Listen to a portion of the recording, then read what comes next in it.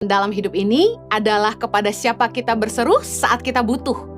Firman Tuhan dalam Yeremia 17 ayat yang ke-7 berkata, "Diberkatilah orang yang mengandalkan Tuhan, yang menaruh harapannya pada Tuhan."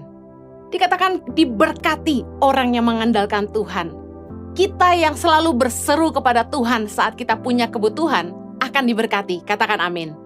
Siapa yang kita cari saat kita terjepit menunjukkan siapa yang kita andalkan dalam hidup ini. Waktu kita punya kebutuhan, waktu kita tertekan, waktu kita tidak tahu harus kemana, kita harus berbuat apa, kita lari kemana. Yang kita andalkan dalam hidup kita akan jadi tempat pelarian kita.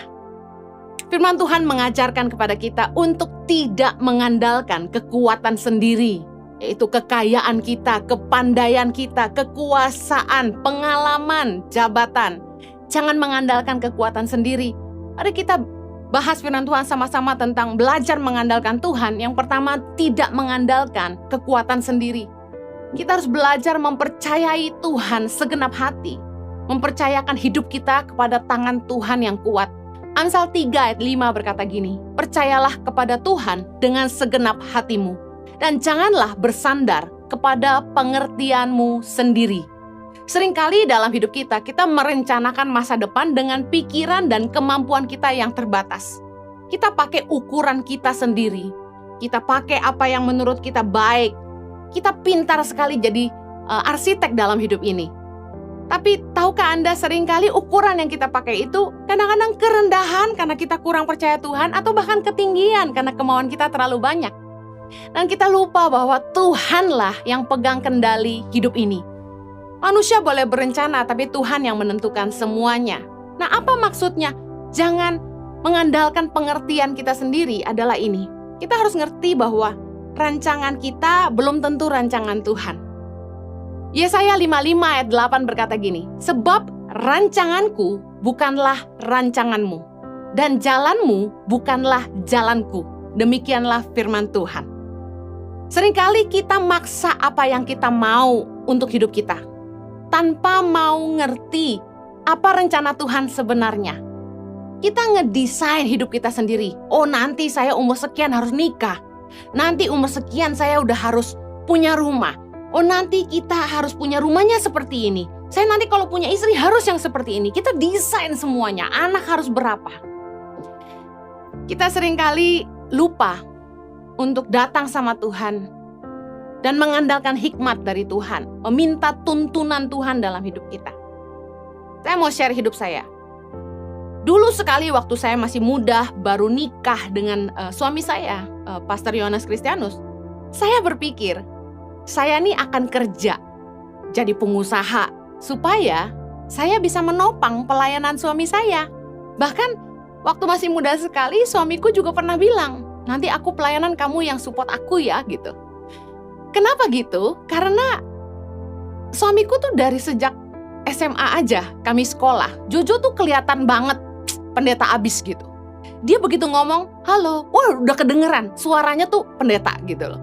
Jadi saya pikir, panggilan Tuhan tuh terlalu nyata buat suamiku ya. Cinta firman Tuhan, suka bikin persekutuan, doain orang, wah keren, rohani abis. Sehingga aku pikir ya udah, Jojo nih yang dipanggil Tuhan, saya akan mendukung pelayanan suami saya. Pikiran manusia. Sama dengan firman Tuhan tadi kan, kita seringkali bersandar kepada pengertian kita sendiri. Ternyata Tuhan juga memanggil saya untuk terjun ke pelayanan dan kami saling menopang. Kemudian satu hari saya berpikir gini, jujur lelah sekali harus keliling dari satu gereja ke gereja yang lain, nenteng-nenteng koper kaos 40 kilo tiap minggu plus 15 kilo gitu kan. Harus nenteng-nenteng koper jualan gitu. Enggak semua gereja memberikan tenaga untuk membantu. Kadang-kadang saya harus bongkar sendiri, tata sendiri, setelah khotbah lari ke depan jualan sendiri. Enggak semua gereja itu pelayan Tuhannya mau bantu. Terutama mereka yang belum kenal kita sebelumnya. Jadi lelah banget sebenarnya, apalagi saya harus khotbah hampir setiap hari dulu. Lelahnya minta ampun. Dan saya bilang gini sama Jojo, kayaknya YTP ini harus disupport sama sebuah perusahaan yang keuntungannya bisa support Tangan Pengharapan. Waduh, saya tuh orang kan suka bangun, jadi suka desain, suka ngatur. Jadi termasuk hidup saya pun saya mau atur gitu. Saya berpikir, ya YTP ini cocoknya punya perusahaan, supaya keuntungan dari perusahaan itu bisa support pelayanan Tangan Pengharapan. Satu kali saya bilang sama teman saya, "Bro, kamu kan pinter nih ngelola perusahaan-perusahaan yang bangkrut," kasarnya gitu. Dibenahi manajemennya, lalu dijual kembali. Nah, bantu saya dong gimana caranya supaya saya bisa bikin perusahaan apa gitu yang keuntungannya bisa support Tangan Pengharapan. Bahkan saya pernah nulis di Instagram satu kali, saking putus asanya, bisnis apa ya yang bisa ngasih makan 5.000 anak pedalaman. Zaman itu masih 5.000 anak. Teman saya salah satu orang yang tergolong sangat aktif di entrepreneur, dia bilang gini, "Aduh sorry, saya terus terang nggak tahu usaha apa yang bisa kasih makan 5.000 orang."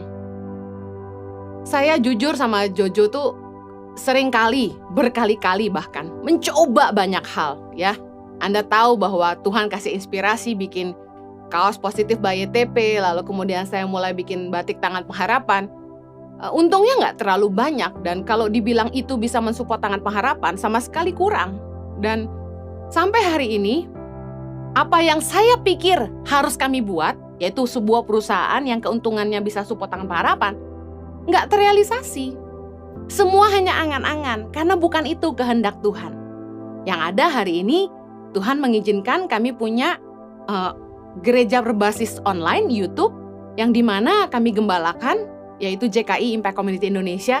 Dan justru dari pelayanan online inilah kami bisa terus menopang Tangan Pengharapan tanpa kami harus keliling bawa koper untuk jualan. Jalanku bukan jalanmu, kata Tuhan. Rancanganmu bukan rancanganku. Kadang-kadang kita terlalu sok pinter ngedesain masa depan kita dengan pikiran dan kemampuan kita yang terbatas. Kita membatasi Tuhan untuk bekerja lebih hebat dalam hidup kita. Jangan mengandalkan pengertian kita sendiri. Mari percaya kepada Tuhan dengan segenap hati. Amin. Yeremia 17 ayat ke-5 berkata begini, "Beginilah firman Tuhan. Terkutuklah orang yang mengandalkan manusia, yang mengandalkan kekuatannya sendiri dan yang hatinya menjauh daripada Tuhan." Hatinya menjauh daripada Tuhan artinya dia sudah tidak cari Tuhan lagi. Pakai pengalaman, kesuksesan di masa lalu untuk hal-hal di depan. Kita tidak bisa mengandalkan kesuksesan di masa lalu, pengalaman kita di masa lalu untuk menjalani hidup kita hari ini. Setiap hari kita butuh Tuhan. Makanya berkat Tuhan itu selalu baru setiap pagi, kata firman Tuhan. Lalu kalau kita mengandalkan Tuhan gimana? Apakah kita nggak perlu buat apa-apa? Tentu salah. Iman tanpa kerja keras sia-sia. Orang yang mengandalkan Tuhan, mereka berdoa, meminta hikmat dan pimpinan Tuhan dalam setiap keputusan dan langkah mereka. Membawa Tuhan serta. Tapi mereka tetap bekerja dengan keras. Karena Tuhan akan menyirami kebun kita. Tapi kita sendiri yang harus mengelola kebun kita. Gak mungkin uang jatuh dari langit. Tuhan pasti memberkati pekerjaan kita. Apa yang kita kerjakan dengan tangan kita. Ada firman Tuhan yang berkata, Dia memberkati orang yang dikasihi pada waktu tidur. Artinya gini, tanpa kita sadari, ketika kita sedang istirahat, ketika kita sedang punya waktu untuk hidup kita juga tidak melulu cari harta, Tuhan itu sanggup bekerja, memberkati ladang-ladang kita, memberkati apapun yang kita kerjakan. Tuhan sanggup mendatangkan berkat, melimpah gandakan apa yang kita kerjakan. Bukan hanya semata karena kerja keras kita. Tapi kalau kita bisa kaya itu karena berkat Tuhan. Tuhan itu gak suka sama orang yang mengandalkan kekuatannya sendiri. Mazmur 147 ayat 10 bilang, Ia tidak suka kepada kegagahan kuda. Ia tidak senang kepada kaki laki-laki. Tuhan senang kepada orang-orang yang takut akan Dia. Kepada orang-orang yang berharap akan kasih setianya. Jangan merasa kuat, jangan merasa hebat. Tetap andalkan Tuhan. Hiduplah takut akan Dia dan harapkan kasih setianya menyertai kita. Kita ini bukan siapa-siapa tanpa Tuhan. kita nggak bisa lakukan apa-apa tanpa Tuhan. Seperti tulisan di kaos saya, nothing without God. Yang berikutnya, jangan mengandalkan manusia, kata firman Tuhan. Jangan mengandalkan sesama orang lain yang kita rasa mampu menolong kita. Sekali lagi, kepada siapa kita berseru saat kita butuh, menunjukkan kepada siapa kita berharap. Kepada siapa kita menggantungkan hidup kita. Mikah 7 ayat ke-5 bilang gini, janganlah percaya kepada teman, janganlah mengandalkan diri kepada kawan. Jagalah pintu mulutmu terhadap perempuan yang berbaring di pangkuanmu. Saya dan suami hampir saja bergabung dengan salah satu gereja teman yang berencana buka cabang di Jakarta. Dengan satu pikiran, wah kalau kami bantu menggembalakan gereja mereka, mungkin gereja ini akan support Tangan Pengharapan. Motivasi saya cuma satu, saya mau berhenti keliling khotbah karena Tuhan minta saya fokus untuk keluarga, tapi saya juga nggak mau saya tidak buat apa-apa untuk Tangan Pengharapan. Karena dari dulu, kenapa saya terus terima khotbah keliling itu, karena ada satu tekanan kalau saya nggak keliling, lah siapa yang bantu Tangan Pengharapan? Tapi rencana manusia belum tentu rencana Tuhan. Tuhan gagalkan. Saya melihat bahwa bukan kehendak Tuhan untuk kami bergabung dengan salah satu gereja teman kami ini. Puji Tuhan karena hari ini Tuhan buka jalan, kami bisa menggembalakan gereja sendiri, yaitu Impact Community Indonesia. Kita nggak boleh mengandalkan manusia. Mazmur 146 ayat yang ketiga berkata gini, janganlah percaya kepada para bangsawan, kepada anak manusia yang tidak dapat memberikan keselamatan.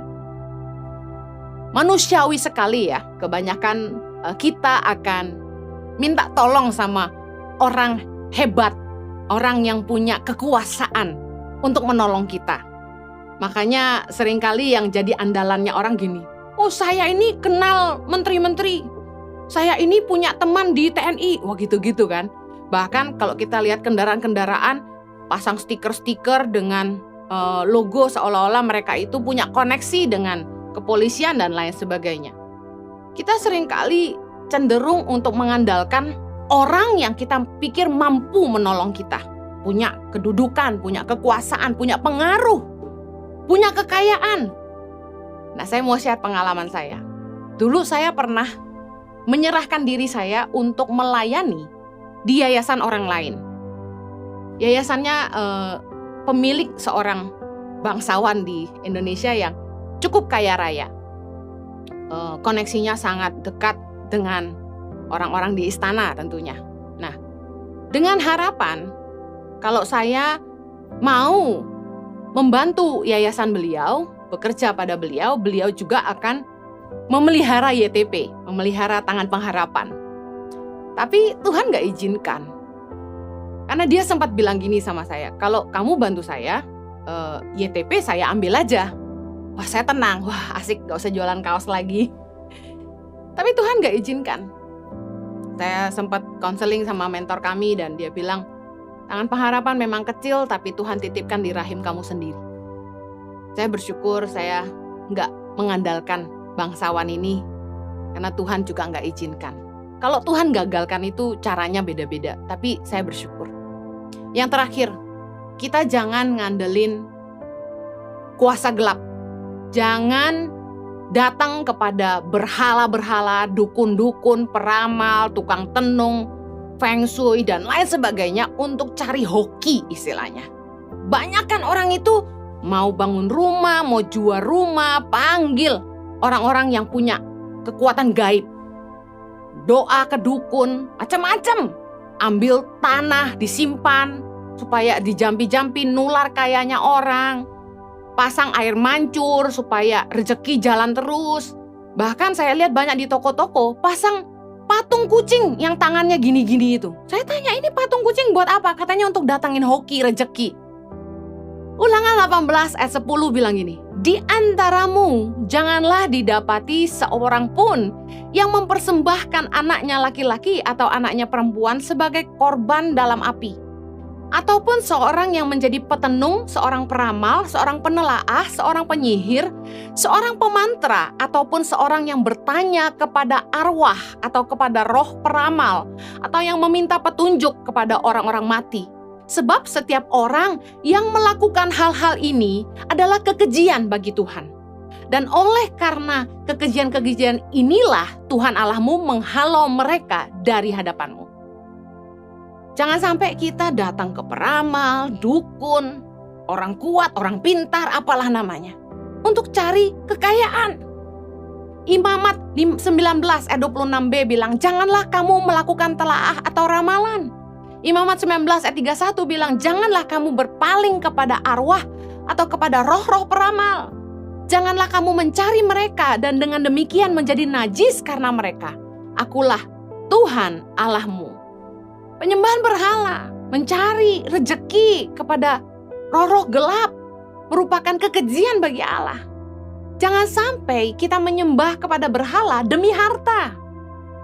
Ada orang-orang yang mencari pesugihan ke dukun. Pergi ke tempat-tempat yang katanya keramat, membawa persembahan, duduk di bawah pohon, nungguin daun jatuh dari pohon keramat itu untuk disimpan daunnya di dompet, katanya biar dompetnya tebal. Datang ke dukun-dukun untuk disemprot, disembur-sembur pakai air, dikasih minum ini dan itu.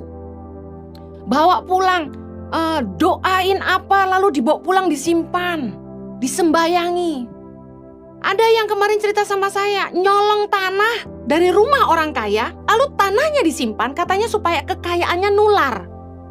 Dan yang lucunya, katanya harus dicolong, gak boleh ketahuan sama yang punya. Lalu memanggil Feng Shui untuk mengarahkan pintu mana, meja ngadep mana yang hoki. Minta nasihatnya sama orang-orang sakti. Air mancur harus terus mengalir, supaya rezeki ngalir terus. Harus ada yang bikin patung ikan, lukisan ikan, katanya supaya rezeki lurus-lurus. Macem-macem. Dengar baik. Susah payah gak menambahi. Berkat Tuhan yang menjadikan kita kaya, kata firman Tuhan. Siapa yang menjadi andalan kita, biasanya jadi tempat ketergantungan kita. Kita akan takut kehilangan orang yang kita andalkan. Dan kita akan hormat sama orang yang kita andalkan. Kita akan baik-baikin mereka. Bawain sesembahan supaya ngambil hatinya. Biarpun gak dimakan, bawain makanan terus. Biarpun gak butuh, dikasih hadiah terus. Kenapa? Orang-orang yang menjadi tempat ketergantungan, yang kita andalkan, biasanya kita takut kehilangan dan kita hormatin dan kita baik-baikin. Mari lakukan hal yang sama kepada Tuhan. Kalau kita mau belajar hidup mengandalkan Tuhan, saya mau tutup dalam 3 hal ini. Yang pertama, kita harus punya ketergantungan akan pimpinan Tuhan. Mari datang kepada Tuhan tiap hari dan minta hikmat Tuhan dalam kita menyelesaikan semua masalah. Dalam setiap pengambilan keputusan. Waktu kita harus mengambil langkah apa yang harus kita ambil. Ayo andalkan Tuhan. Doa, Tuhan tolong aku. Jatuhkan hikmat dalam hatiku. Tuhan pimpin aku. Jangan sampai aku buat keputusan yang salah. Tuhan tolong berbicaralah. Saya tuh kalau lagi tanya Tuhan sesuatu, Tuhan belum ngomong-ngomong, saya kejar terus.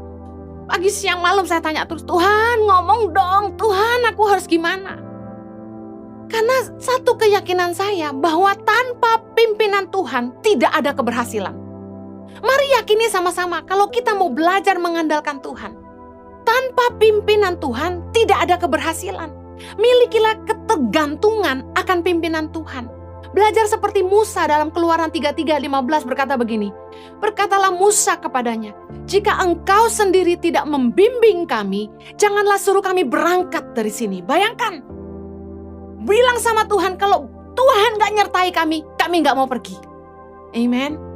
Yang kedua, mari belajar mengandalkan Tuhan. Seperti kita takut kehilangan orang yang kita andalkan, takutlah hilang penyertaan Tuhan dalam hidup. Mazmur 51 ayat 11. Raja Daud berdoa begini, janganlah membuang aku dari hadapanmu, dan janganlah mengambil rohmu yang kudus daripadaku. Daud tidak mau kehilangan Tuhan dalam hidupnya. Tidak mau kehilangan hadirat Tuhan. Daud tidak mau Tuhan mengambil rohnya daripadanya. Mari miliki rasa, Tuhan, aku gak mau kehilangan penyertaan Tuhan. Tuhan sertai aku, jangan tinggalkan aku. Aku gak bisa hidup tanpa Tuhan. Nah, kalau kita punya rasa takut kehilangan penyertaan Tuhan, kita akan menjaga hati Tuhan. Kita akan menjaga hidup kita berkenan kepada Tuhan. Kita jaga hidup dalam kebenaran, dalam kekudusan. Kita akan lebih cinta Tuhan daripada cinta uang. Karena kita tahu kalau sampai kita berbuat hal-hal yang tidak menyukakan hati Tuhan, Tuhan mungkin marah sama kita. Tuhan mungkin gak akan menyertai apa yang kita kerjakan. Dan karena kita tahu tanpa penyertaan Tuhan, kita gak akan bisa buat apa-apa. Kita akan jaga hati Tuhan. Seperti kalau Anda sayang sama istri Anda mau jaga perasaan istri Anda gak akan melakukan hal-hal yang menyakiti hatinya. Sama dengan Tuhan, kalau Anda tidak mau kehilangan penyertaan Tuhan, gak mau kehilangan rohnya dalam hidupmu, ayo cintai dia lebih daripada hartamu. Cintai dia daripada selingkuhanmu. Mari jaga hidup dalam kebenaran dan kekudusan. Jangan mencuri, jangan mengambil apa yang bukan bagianmu. Jangan korupsi, jangan makan suap. Mari hidup sungguh-sungguh layak di hadapannya. Pastikan kita berkenan kepadanya. Yang terakhir, kalau kita mengandalkan Tuhan, marilah kita sungguh-sungguh menjaga hidup kita dalam kebenaran dan perkenanan Tuhan. Hormati Tuhan dalam hidupmu. Kalau ada orang yang support hidup kita, kita pasti hormat sama orang itu. Kita jaga perasaannya. Amsal 3 ayat 7, janganlah engkau menganggap dirimu sendiri bijak. Takutlah akan Tuhan dan jauhilah kejahatan. Amsal 16 ayat 6, dengan kasih dan kesetiaan, kesalahan diampuni karena takut akan Tuhan, orang menjauhi kejahatan. Kalau kita sungguh-sungguh mengandalkan Tuhan, kita akan jaga perasaan Tuhan. Kita akan hormati dia. Kita gak akan lakukan hal-hal yang tidak menyenangkan hatinya. Kita pastikan hidup kita selalu berkenan kepada Tuhan. Mari andalkan Tuhan dalam hidup ini. Kepada siapa kita berseru saat kita butuh. Menunjukkan siapa yang menjadi andalan dalam hidup kita. Pastikan Anda mengandalkan Tuhan dan bukan kekuatanmu sendiri.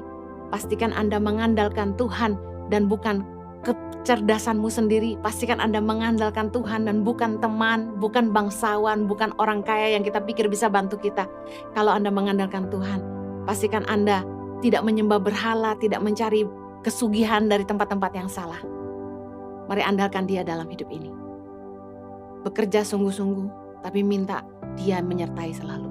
Tuhan berkati, mari kita berdoa. Kiranya kasih karunia-Mu menolong setiap kami untuk terus hidup dalam kebenaran, kekudusan, dan juga hidup mengandalkan Tuhan. Bapa, tolong umat-Mu, berikan hikmat pada setiap kami Tuhan, dalam membuat keputusan dalam hidup kami, dalam menghadapi setiap masalah, jalan keluar, berikanlah hikmat dan nasihat, supaya kiranya penyertaan-Mu Tuhan, yang membuat kami berhasil dalam apa saja yang kami kerjakan. Tuhan, kiranya Engkau boleh mengurapi kami, memberkati pekerjaan tangan kami, sehingga apa saja yang kami buat pasti berhasil. Terima kasih Tuhan, sertai umat-Mu dimanapun mereka berada. Kami percaya Engkau akan memberikan kepada kami kemenangan atas setiap pergumulan kami. Demi nama Yesus kami berdoa. Amen.